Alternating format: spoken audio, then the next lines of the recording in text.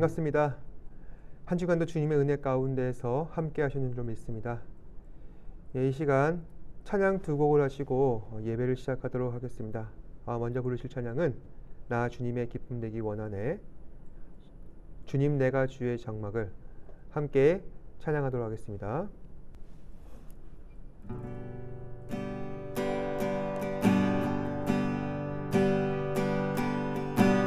나 주님의 기쁨 되기 원하네, 내 마음을 새롭게 하소서, 새 부대가 되게 하여 주사, 주님의 빛 비추게 하소서, 내가 원하는 한 가지 주님의 기쁨이 되는 것, 내가 원하는 한 가지 주님의 기쁨이 되는 것, 겸손히 내 마음 드립니다. 나의 모든 것 받으소서, 새 힘 함께 깨끗게 씻어주사, 주의 길로 향하게 하소서, 내가 원하는 한 가지 주님의 기쁨이 되는 것, 내가 원하는 한 가지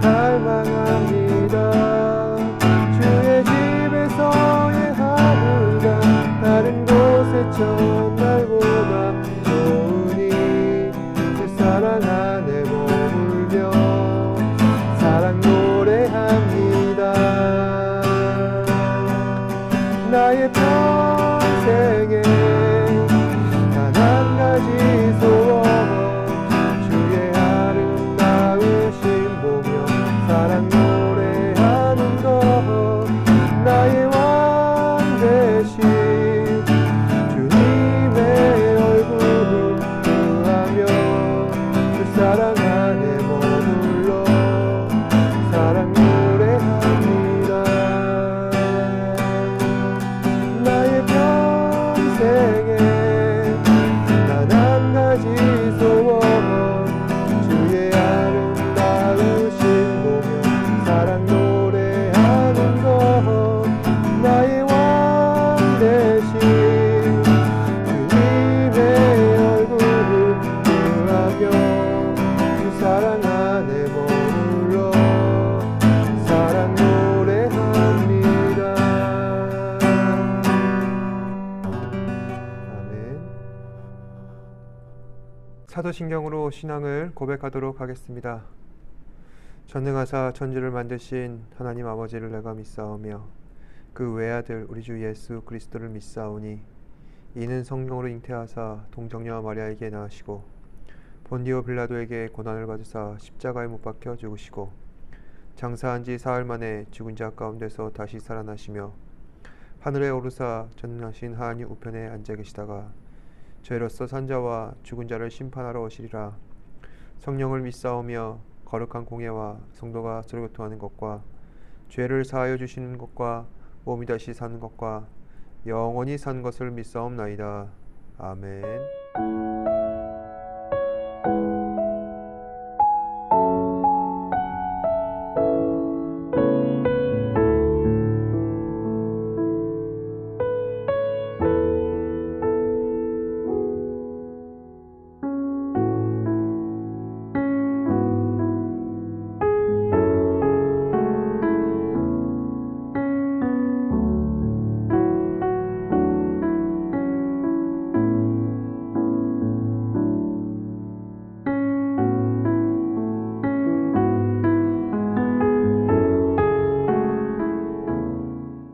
기독교에서 십자가 사건은 다른 종교에서는 찾아볼 수 없는 독특한 시그니처라 할 수 있습니다. 불교의 경우 그 창시자가 되는 시타르타는 고행을 통해 해탈하여 부처가 되었습니다. 즉 성인의 열반에 오른 것이죠. 하지만 그는 자신의 깨달음을 얻고자 고행을 한 것이지 예수님처럼 온 인류의 죄의 문제를 해결하기 위해 십자가의 희생적 죽음을 택하지는 않았습니다. 이슬람교의 무함마드 경우 그 역시 오랜 수련 끝에 깨달음을 얻고 신의 계시를 받았다는 꾸란을 썼지만 정작 그 자신은 예수님처럼 참혹한 시련을 당하지는 않았습니다. 오히려 자신의 교리를 전파하기 위해 주변 지역을 끊임없이 정복하고 약탈하여서 광대한 이슬람 제국을 건설하였습니다. 그래서 예수님의 십자가 사건을 다른 종교와 비교해서 보았을 때 그 어느 누구도 감히 범접할 수 없는 중요한 가치를 가지고 있다는 것을 우리는 알 수 있습니다. 그 가치는 온전한 사랑과 숭고한 희생을 통한 영원 구원이었고 또 우리 기독교는 그 가치를 계승하여 또 그 가치를 수호하기 위해 믿음 안에서 살아왔던 것이라 할 수 있습니다. 그런데 기독교에는 예수 그리스도의 십자가 사건 못지않게 중요한 사건이 한 가지가 더 있습니다. 바로 예수 그리스도의 부활 사건입니다. 예수 그리스도의 부활은 성경의 사복음서에 모두 빠짐없이 기록되어 있을 정도로 굉장히 중요한 사건이라 할 수 있는데, 그러면 십자가 사건과 부활 사건 각각의 특징은 무엇일까요? 십자가 사건은 인간의 부끄러운 과거, 즉 원죄를 해결하는 사건이라 할 수 있습니다. 그렇다면 부활 사건은 무엇일까요? 그리스도의 부활 사건은 죄에서 구원받은 성도가 앞으로 어떻게 살아가야 하는지 미래의 청사진을 보여주는 사건이라 할 수 있습니다. 그러면 구원받은 성도의 미래란 과연 어떤 것일까요? 바로 하나님 나라에서 영원한 생명을 가지고 우리 주님과 함께 살아가는 것이라 할 수 있습니다. 하나님께서는 이 소망을 우리에게 보여주셨고 그리고 확신시키기 위해 그리스도의 부활 사건을 나타내셨습니다. 예수 그리스도께서 부활하셨을 당시 그때의 광경은 마치 신비로웠습니다. 제 이런 말이 좀 추상적으로 들릴 수도 있지만 그 밖의 표현으로는 달리 설명할 길이 없습니다. 왜냐하면 말씀에 기록된 상황이 그러했으니까요. 그때 당시 안식일이 지나고 예수님을 따르던 여인들이 새벽에 서둘러 무덤으로 가서 예수님의 시신을 방부하기 위해 다가갔습니다.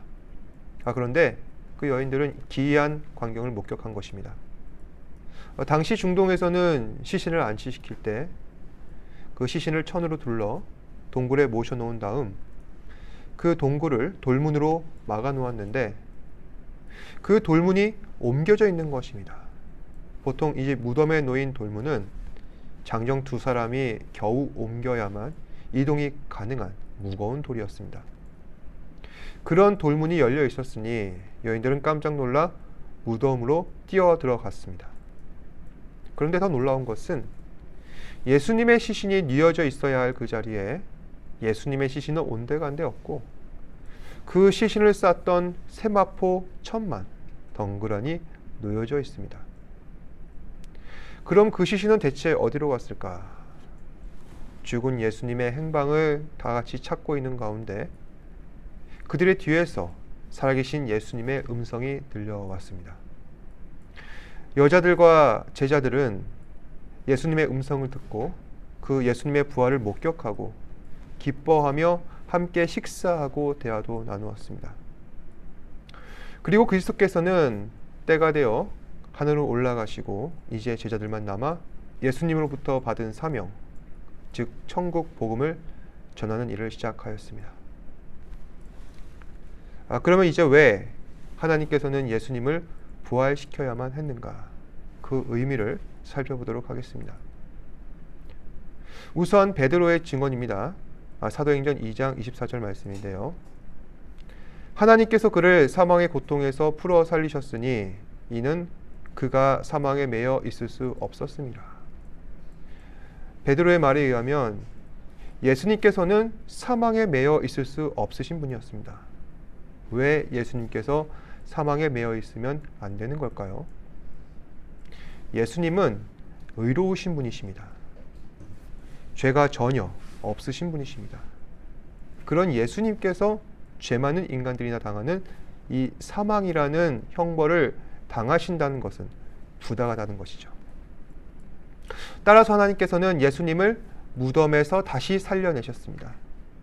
이로써 하나님의 공의로우심과 예수님의 의로우심이 입증된 것이라 할 수 있죠. 그리고 예수님은 온 세상 가운데 하나님의 아들로 선포되신 것입니다.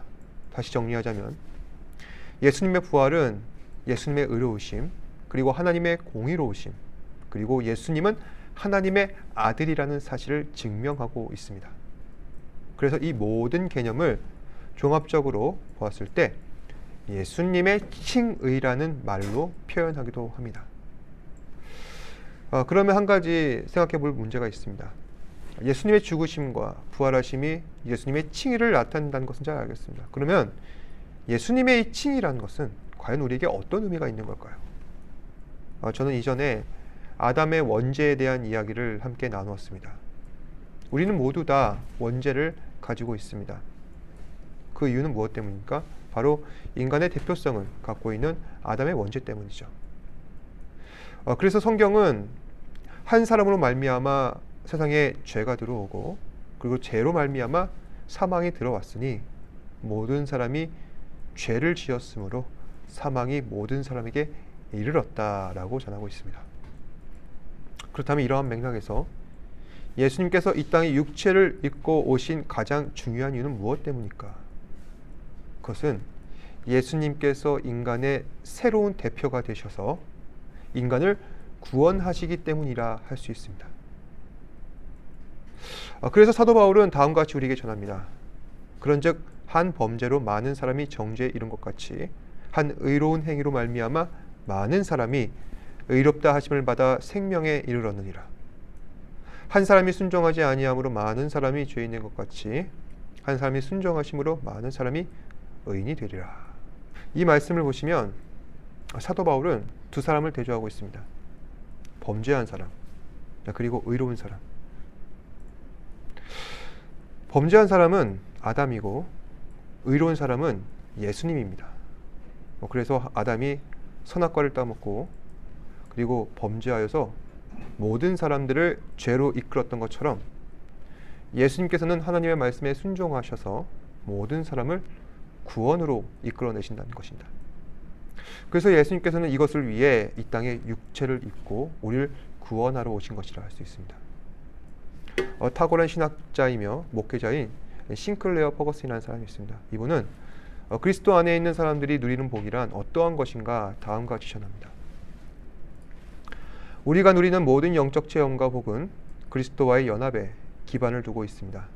이 모든 것은 그리스도 안에서 주어지고 그리스도 안에 있는 사람들만 경험합니다.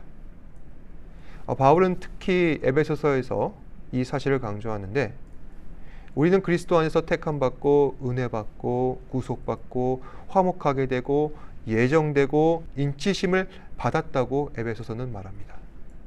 시종일관 그리스도인의 삶은 그리스도를 중심으로 이루어집니다. 끊임없이 그리스도인들은 주님을 바라봄으로 우리의 모든 영적인 필요가 채워지는 것입니다.